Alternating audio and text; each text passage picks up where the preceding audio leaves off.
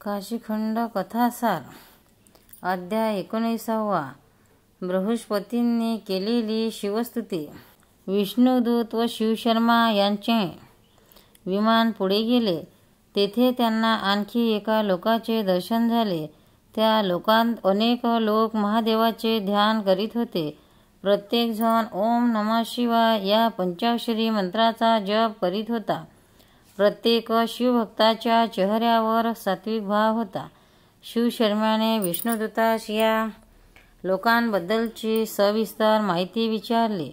विष्णुदूत म्हणाले, सृष्टीचा निर्माणकर्ता ब्रह्मदेव हे तुला माहीत आहेच. या ब्रह्मदेवास एक सुपुत्र होता. त्याचे नाव होते अंगिरा. अंगिराच्या सहचारिणीचे नाव होते स्मृती. या दाम्पत्यास एक पुत्ररत्न प्राप्त झाले.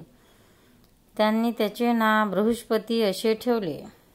बृहस्पतीने वाराणसी येथे जाऊन बृहस्पतीश्वर नावाचे नूतन शिवलिंग स्थापन केले. बृहस्पतींनी शिवाच्या आराधनेस सुरुवात केली. बृहस्पती रोज 1000 सुवर्णकमळे व पवित्र गंगाजल महादेवास समर्पण करीत असत. ते अखंडपणे ओम श्री महेश्वराय नमः या मंत्राचा जप करीत असत. अनेक वर्ष उग्र तपश्चर्या केल्यानंतर महादेव प्रसन्न झाले. उमानाथाचे दर्शन होताच बृहस्पतींनी शंभो महादेवास साष्टांग नमस्कार केला. नीलकंठाने त्यांना उठविले व मिठी मारली. चंद्रशेखरचे दिव्य प्रेम पाहून बृहस्पती शंकराची स्तुती करू लागला. ती स्तुती पुढीलप्रमाणे. कैलासराना शिवचंद्रमौळी फलिंद्रमाथा मुगटी जळाळी कारुण्य सिंधू भवदुःखहारी तुझवीन शंभो मजको तारी रविंदुजावा नलपूर्णभाळी स्वतेजनेत्री तिमिरोंद जाळी ब्रह्मांड दिशा मदनांतकारी तुझवीन शंभो मजको तारी जटा विभूती उटी चंदनाची कपालमाला प्रीत गौतमीची पंचानना विश्वनिवांतकारी तुझवीन शंभो मजको तारी. शंकर पार्वतीपते हर हर महादेव.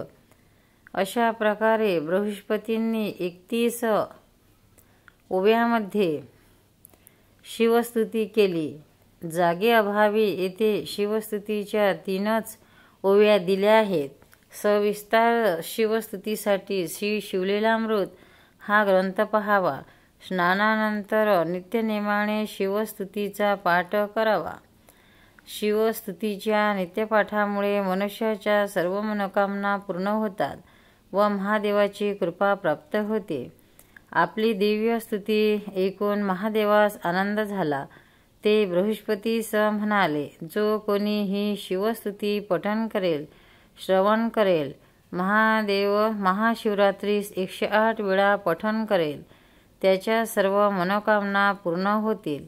त्या शिवभक्तास यश, लक्ष्मी, औदार्य, ज्ञान, वैराग्य, ऐश्वर्य व सर्व काही प्राप्त होते. त्या शिवभक्ताचे मी स्वतः संरक्षण करेल. अशा शिवभक्तावर 33 कोटी देवदेवता सुद्धा संतुष्ट होतील. बृहस्पती तू धन्य आहेस. तू त्रैलोक्यात बृहस्पती व वाचस्पती या दोन्ही नावाने ओळखला जाशील. तू महाज्ञानी आहेस. त्यामुळे तू सर्व देवदेवतांना गुरु हो. त्यांना संकटकाळी अनमोल मार्गदर्शन कर.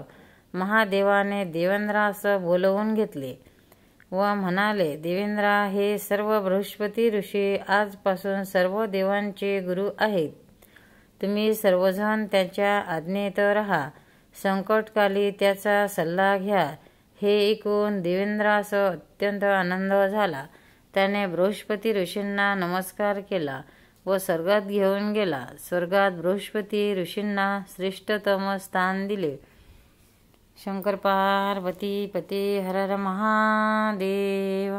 भक्तांनो, व्हिडिओ आवडल्यास व्हिडिओला लाईक करा, शेअर करा, सबस्क्राईब करा. तसेच बाजूला असलेल्या बेलवर क्लिक करा, म्हणजे याच्यापुढील सर्व व्हिडिओ तुम्हाला सर्वात आधी मिळत जातील. जय श्री कृष्ण.